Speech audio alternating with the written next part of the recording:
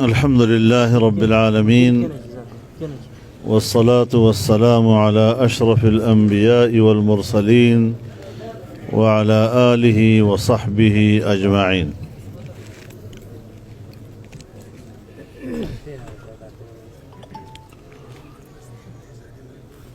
حضرات علماء کرام، بزرگان دین، میرے دوستوں اور بھائیوں،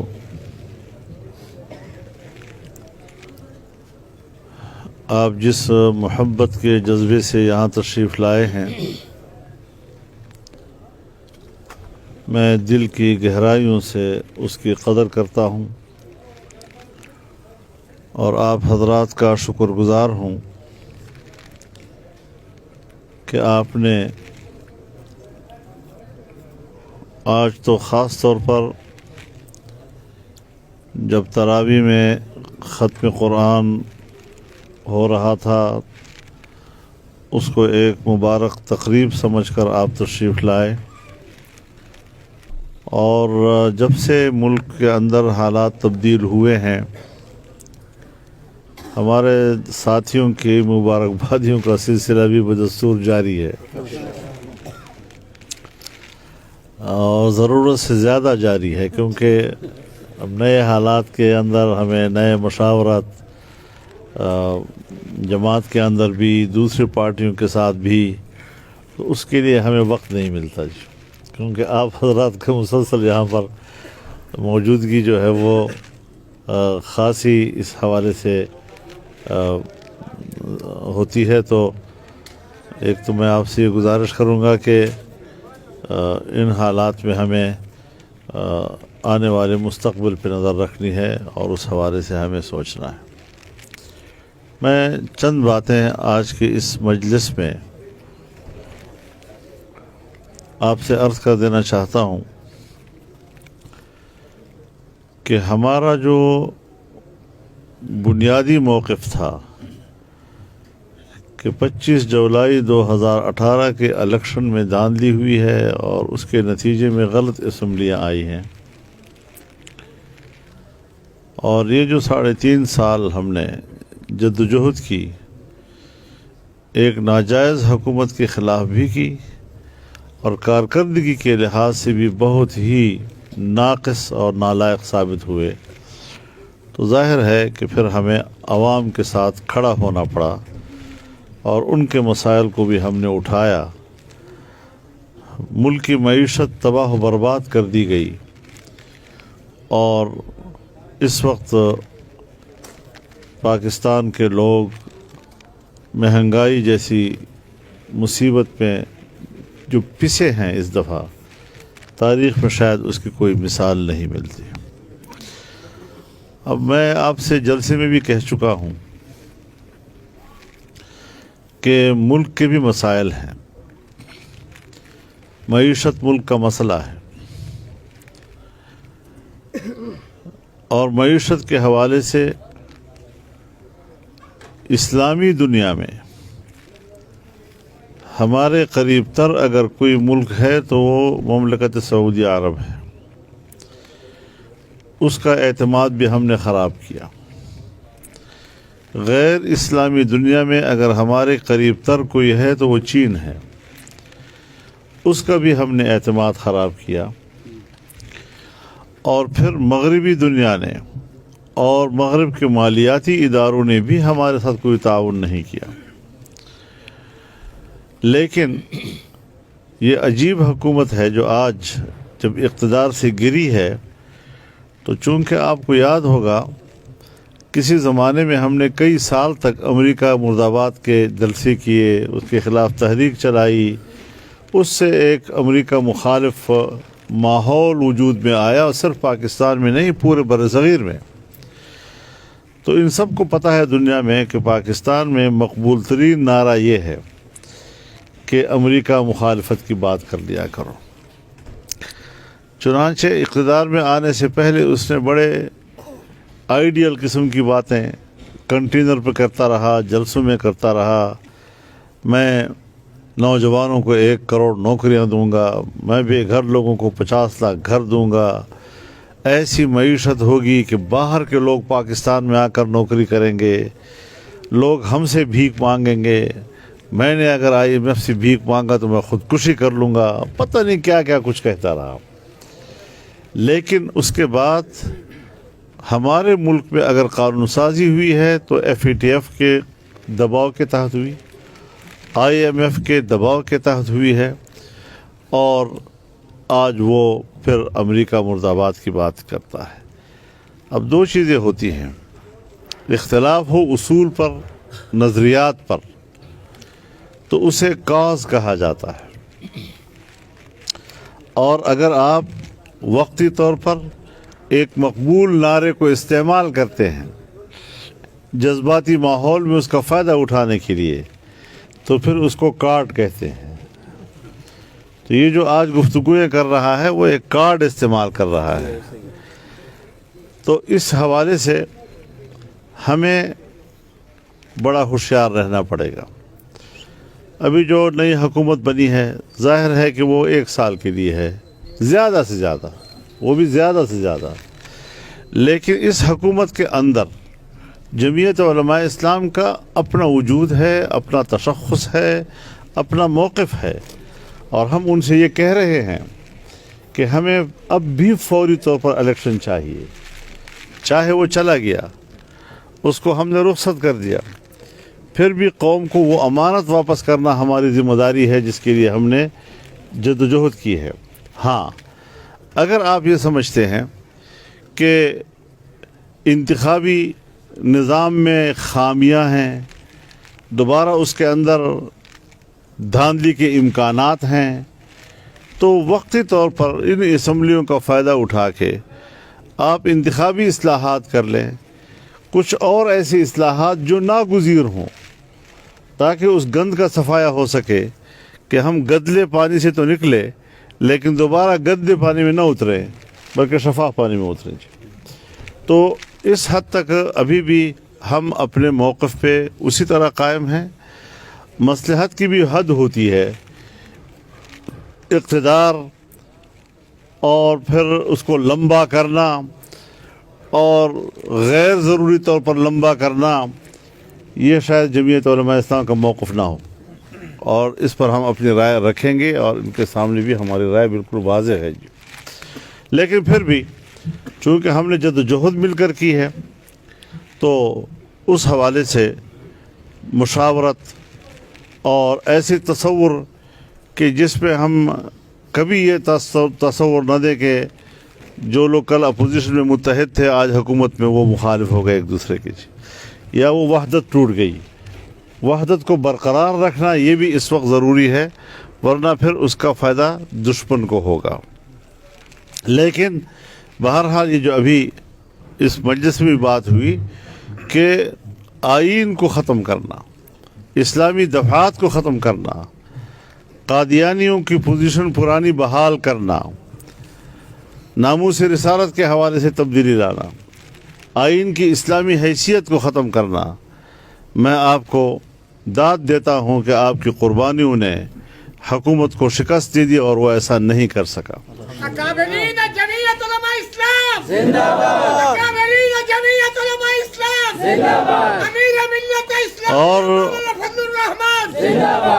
और हालात से आदमी सीखता है, बहुत सी चीज़ें मुनकशिफ होती हैं। यानी आप यकीन जानिए कि हमें शायद इल्म ना होता और ये चीज़ें बड़े दबीज़ पर्दों के अंदर छुपी रहती, लेकिन जब हुकूमत को शिकस्त हो गई और वो इक़्तिदार से निकल गए तो पता चला कि पाकिस्तान में एक एलीट क्लास है जिसमें बड़े बड़े दबंग घरानों के लोग हैं, रिटायर्ड किस्म के लोग, इन सर्विस लोग भी, कि इनके घरों में क्यों मातम बच गया, उनकी औरतें क्यों बीन करने लग गईं। इसका माना यह है कि ये जो बैनुल-अक़वामी नेटवर्क है मग़रिब का या यहूदियत का या सहयूनियत का या कादियानियत का, ये एलीट क्लास ये दर हकीकत उस नेटवर्क का हिस्सा था। उनकी माँ मरी तो उनके घर में रोना धोना शुरू हो गया। تو ہمیں اس حوالے سے بھی آگے جا کر دیکھنا ہوگا کہ اگر ہمارے ملک کے اندر بڑے بااثر حیثیت میں یہ عناصر موجود ہیں تو ہم نے ان عناصر کو بھی آنے والے وقت میں شکست دینی ہے۔ اس لیے ہم ابھی بھی سمجھتے ہیں کہ ہم ابھی بھی تحریک میں ہیں، حکومت میں ہوتے ہوئے بھی جمعیت تحریک میں ہے، الحمدللہ، اور ابھی تو ہمارے صوبے میں انہی کی حکومت ہے، تو کم از کم ہمارے خیبر پختونخوا والے تو اسی جگہ کھڑے ہیں نا۔ تو اس لحاظ سے جماعت جو ہے وہ بڑے پھونک پھونک کے آگے جاتی ہے، ساری صورتحال کو دیکھتی ہے، اور کبھی بھی ہم یہ بات ذہن میں رکھیں کہ کوئی یہ مت سوچے کہ ہم کسی بہت اچھی وزارت پر خوش ہو کر اپنا موقف چھوڑ دیں گے۔ وزارتیں ہمیں بہت دیکھی ہے، ہم خود بنائی ہیں، اور لیکن جمعیت علماء اسلام کے کارکنوں کی قربانیوں کو دیکھ کر فیصلے کریں گے، وقتی مصلحتوں کو دیکھ کر نہیں کریں گے۔ ہم نے یہ بھی کہا ہے ان تمام حضرات سے کہ ہم پارلیمنٹ کے اندر جمعیت کے ہجوم کی بنیاد پر بات نہیں کریں گے، ہم روڈ کے اوپر اپنی طاقت کی بنیاد پر بات کریں گے۔ یہ سب پر ہم نے واضح کیا ہوا ہے، کیوں یہ عبوری دور ہے۔ اس عبوری دور کے لیے ہمارے کارکن کی 3.5 سال یا پونے 4 سال کی قربانیاں ہیں،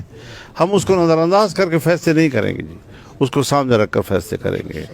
تو اگر حکومت میں جائیں گی بھی تو ان چیزوں کو مد نظر رکھ کر جائیں گے، اگر پھر نہیں جائیں گے بھی تو انہی چیزوں کو بنیاد بنا کر ہم فیصلے کریں گے۔ تو اس پر آپ کو پوری طرح اعتماد میں رہنا چاہیے۔ یہ امریکہ کے مخالف باتیں، جب ایک ISPR کا ایک پریس کانفرنس آ گئی، اب جلسے میں اس کا نام نہیں لیتے جی، اب آپ نے دیکھا خط کا نام اب نہیں لیتے جی۔ تو ایمان تو اتنا سا ہے ان کا جی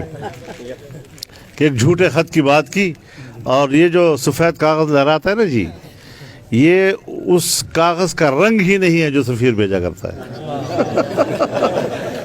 اس کاغذ کا رنگ ہی کچھ اور ہوتا ہے جی، جس کو سفارتی طور پر یہاں بھیجا کرتے ہیں اور خانے میں آتا ہے جی، اس کے الفاظ بھی تبدیل کیا ہے انہوں نے جی، اور خام اس کو ایک ہوا بنا کر کوشش کی۔ تو پھر یہ چیزیں تو راز کی بھی ہوتی ہیں، تم نے تو حلف اٹھایا ہے کہ میں حکومتی راز باہر نہیں نکالوں گا، نکالی بھی اور جھوٹ بول کر نکالی جی۔ تو اس قسم کے بے احتیاط لوگ جو پھر نہ ریاست کے مفاد کو دیکھتے ہیں، نہ ریاست کے ضرورتوں کو دیکھتے ہیں، اور اس طرح وہ، تو مجھے کہا جی کہ وہ تو جلسے کر رہا ہے، تو میں نے کہا ظاہر ہے جب آدمی مر جاتا ہے تو پھر رونے دھونے والے تو آ کر جمع ہوتے جی، ماتم تو ہوتا ہے۔ پھر میں نے یہ اب کہیں پھر ایک اور انٹرویو، پھر یہ تو ایسا ہے جی، ہمارے ہاں ایک قبیلہ ہے، میں نام نہیں لیتا، اس کے گھر میں بچہ پیدا ہوتا ہے تب بھی ڈھول بجا کر رقص کرتے ہیں، اور جب میت ہوتی ہے تب بھی ڈھول بجا کر رقص کرتے ہیں۔ تو یہ وہ لوگ ہیں جی۔ پھر مجھ سے کسی نے کہا جی کہ یہ تو دوبارہ زندہ ہو رہا ہے، میں نے کہا مردہ کے اوپر 10 کروڑ لوگ بھی اکٹھے ہو جائیں تو دوبارہ زندہ نہیں کر سکتے۔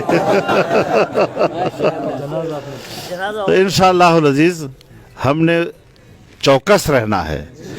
کیونکہ حکومت میں نہ بھی ہوں تب بھی عناصر تو ہیں، اور ایلیٹ کلاس کے اندر ہیں، ان کا نیٹ ورک موجود ہے۔ باہر سے کون دنیا ہے جو اس نظریے کو سپورٹ کر رہی ہے